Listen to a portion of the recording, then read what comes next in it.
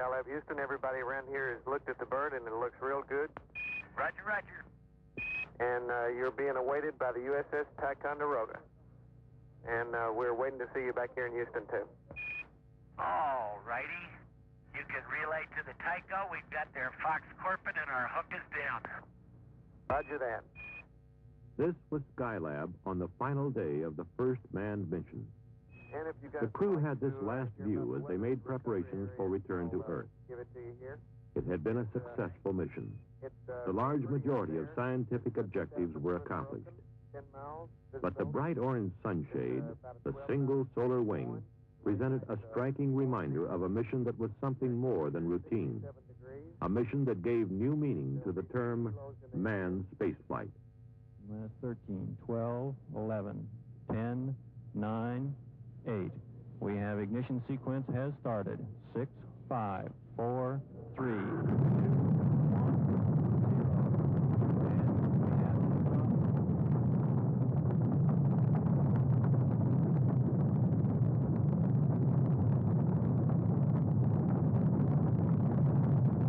The Skylab lifting off the pad now, moving up.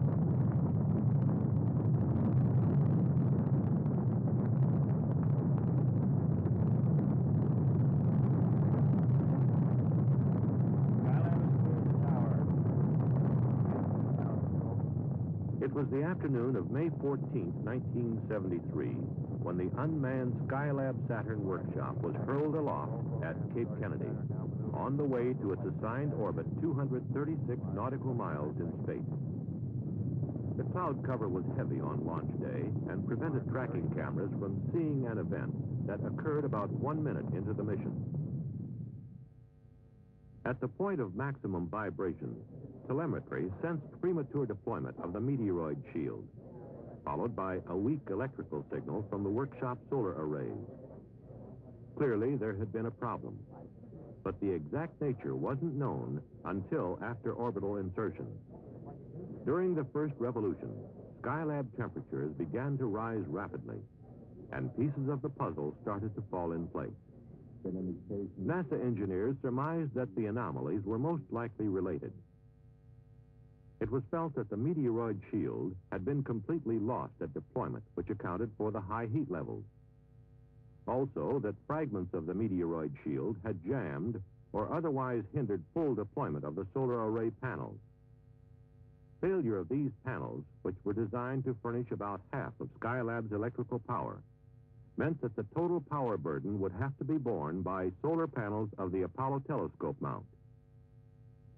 By early evening, workshop temperatures had risen above the level of safety. Launching of the crew the following day received an indefinite hold, pending satisfactory solutions. Flight support and engineering teams were immediately set in motion to find the answers. At stake was the future of the entire Skylab program. The most urgent need was to achieve a thermal-electrical balance.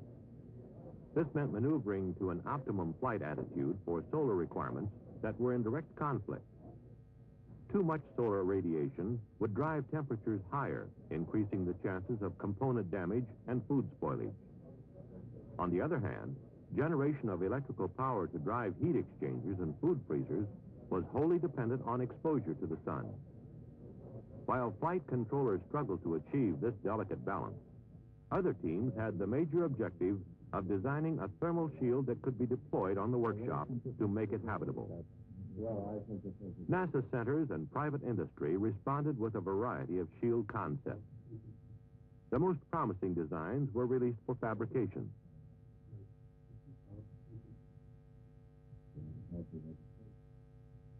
Finally, they were subjected to functional testing.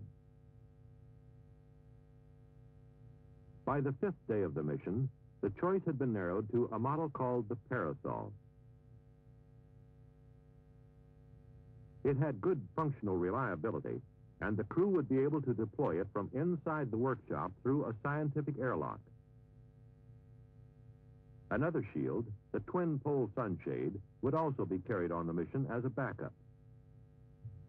Here in the Skylab underwater simulator at the Marshall Space Flight Center, crews practiced extravehicular installation of the sunshade in conditions approximating 0G. As for the solar wing, simulation methods were mostly inconclusive.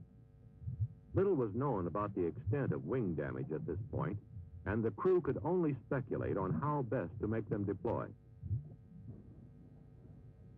At mission control, solar orientation of the spacecraft had begun to yield positive results. Temperatures, still too high for habitation, were stabilized, and electrical power was sufficient for operating vital systems and equipment. Though still precarious, the situation had been checked. There was reason to believe it would remain stable until the astronauts' launch, now scheduled for May 25th, 10 days behind the original schedule. On the day before launch, the Parasol team raced the clock to deliver the flight article on time.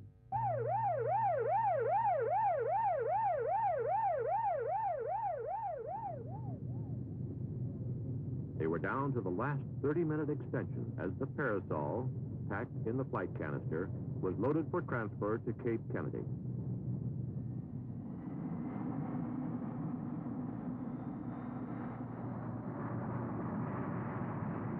In spite of the rigid schedule, hopes ran high that the Parasol would do the job. Attention now turned to the astronauts who would attempt to put it in place.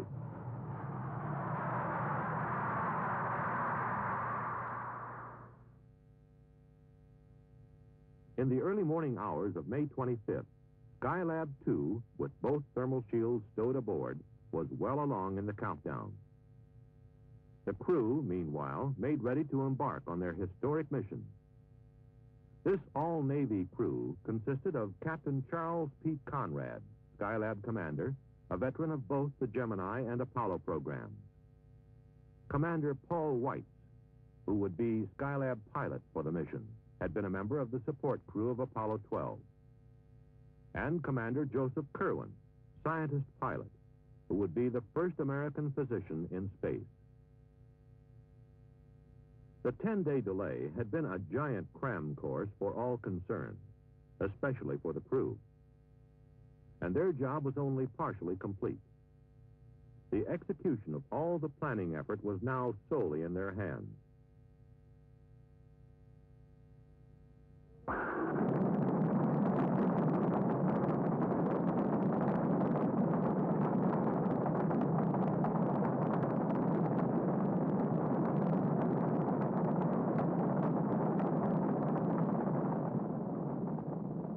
Following a smooth launch, Skylab 2 maneuvered to the proper flight path attitude for its initial downrange orbit. By mid-afternoon, the crew had overtaken the workshop. TV picture beginning to come in now to the control center. Skylab Houston, we're AOS at Guam for the next 10 minutes. Callie, the Skylab. We got her in daylight at 1.5 miles, 29 feet per second. Roger, Pete, copy. They effected rendezvous and performed a fly-around to assess the damage. Most predictions were confirmed. Hey, Houston, the meteoroid shield area is solid gold. Roger, copy. His brief description is his suspected solar wing 1 and 2, right? Yeah, 2 is gone. Completely off the bird. Solar wing 1 is in fact partially deployed, and the reason that you've got different readings not symmetric between your 3 solar panels is there's a bulge of meteorite shield underneath it in the middle, and it looks to be holding it down. Roger, copy. Okay, Houston, it looks like the meteorite shield at the upper vent panel on the sand wing has wrapped around it just slightly. Where are we? Now, my guess is that our easiest thing to do is just go to the end and try and deploy it. Roger, Pete, from which side of the SAS is the meteoroid shield slightly wrapped around? Is it on the side of the main tunnel? Or Before docking, the crew attempted to free the wing. The other side, Dick. Although the try was unsuccessful, the TV pictures seen here proved invaluable in devising the technique that ultimately worked. Following a night's sleep in the command module, the crew spent the morning of Saturday, the 26th, activating and checking systems in the multiple docking adapter and airlock module.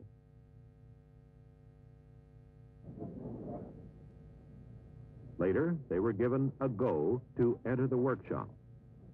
So we are progressing slow but sure, and everything so far is working. By late afternoon, the canister was positioned in the scientific airlock, ready for parasol extension. Okay, Pete, we had a little drop out there, some noise. Could you tell us what step you're on? We're about to put rod delta on. Roger, copy. Okay, we had no trouble venting it down. It vented in about 4 minutes, and it held 0 for 10 minutes without any outgassing. Door opened very smoothly, and so far the rod extension has gone very easily, and as I say, we're just taking a little heat break.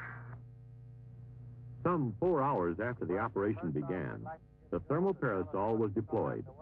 It was then placed in position close to the workshop skin. Well, we don't think so, Houston. We can see the ends of all the rods. It's completely free of anything. There's nothing hanging it up.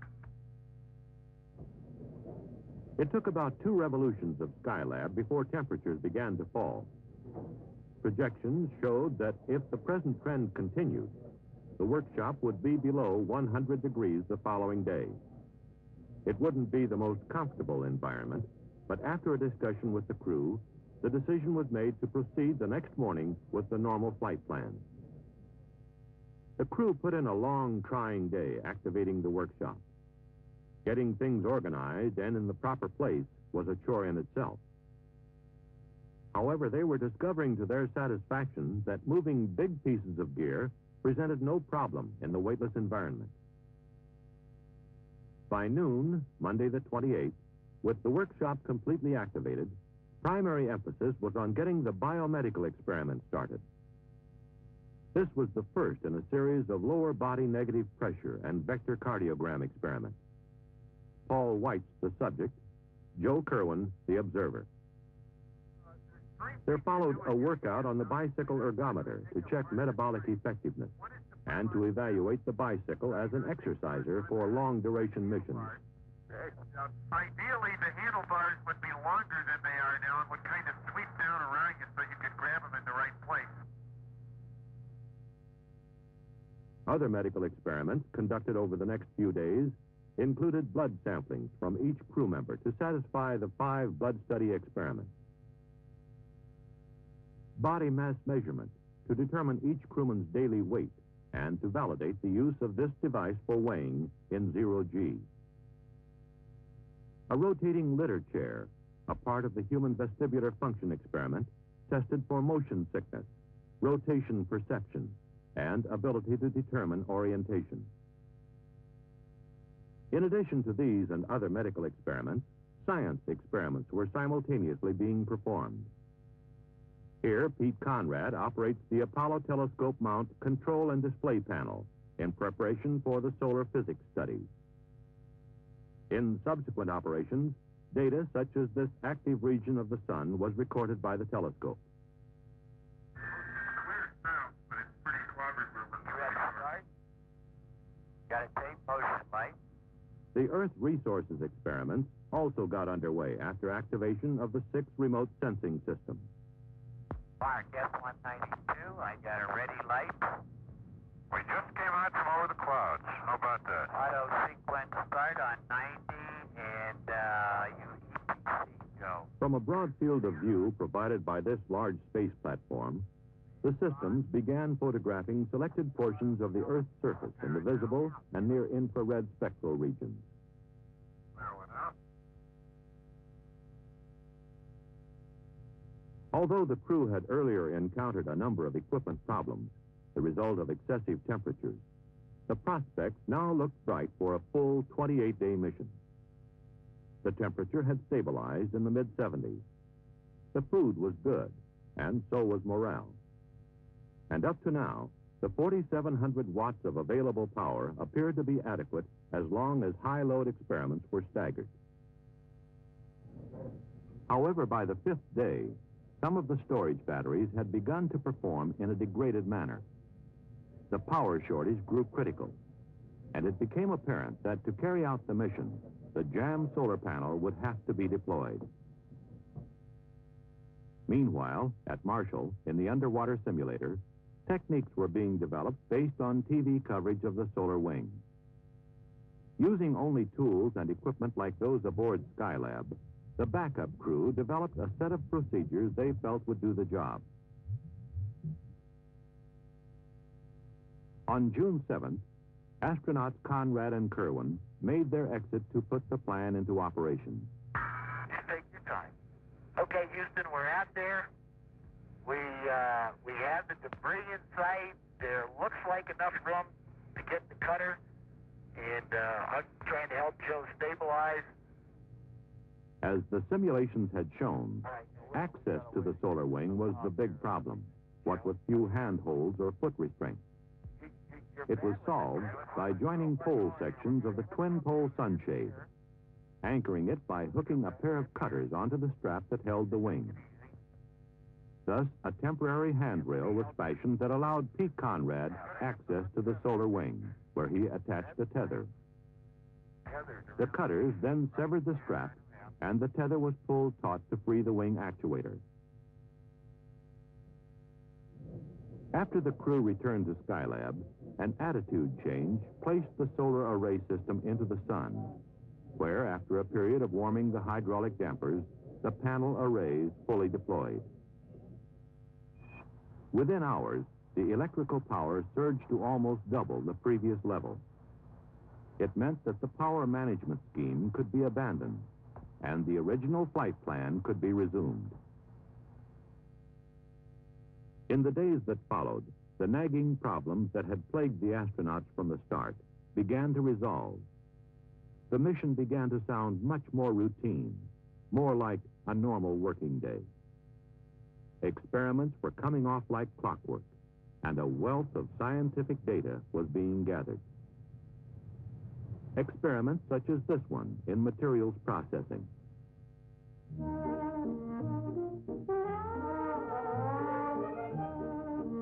With more leisure, it was not uncommon for the men of Skylab to indulge themselves in the fluidity of movement in zero-G.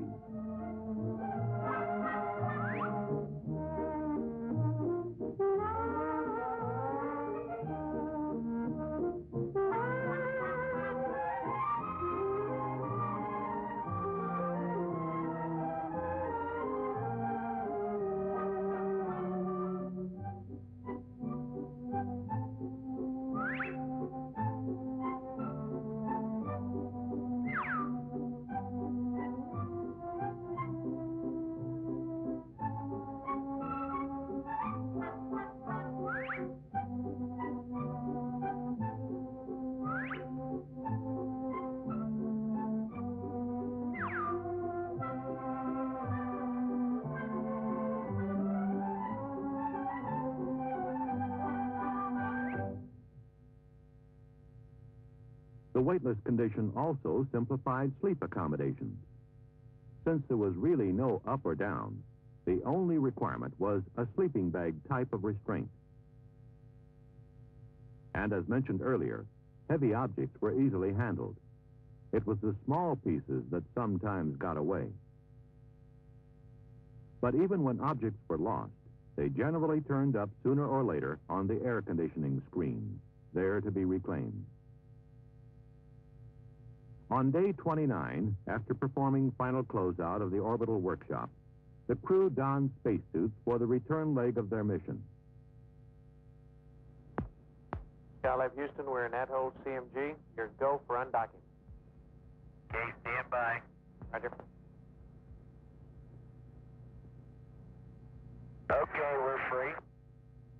We got 0.4 of a foot per second, Houston. Roger. Bye-bye, Skylab. After undocking, they remained on station briefly to obtain photographic coverage.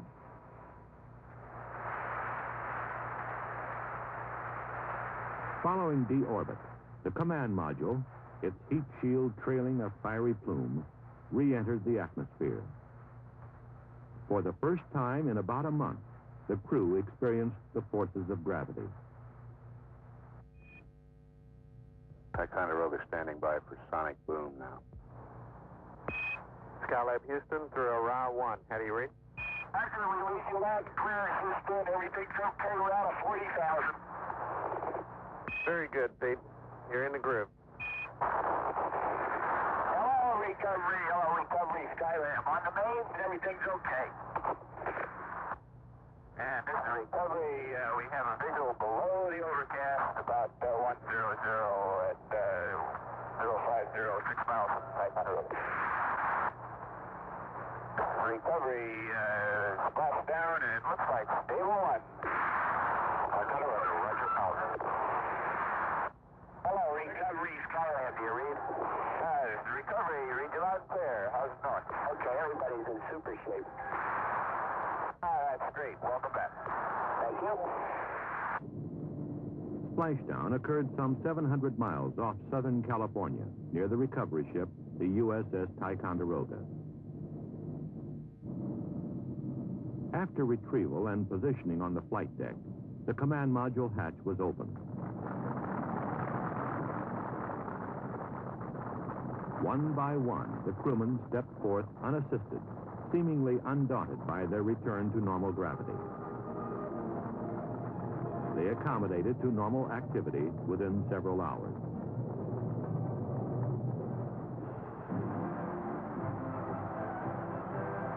In San Diego, the first Skylab crewmen were received by a vocal and appreciative throng. They had reason to be proud. The large majority of scheduled experimental data was gathered, and all subsystem operational test objectives were achieved. All this in spite of the problems encountered from the start.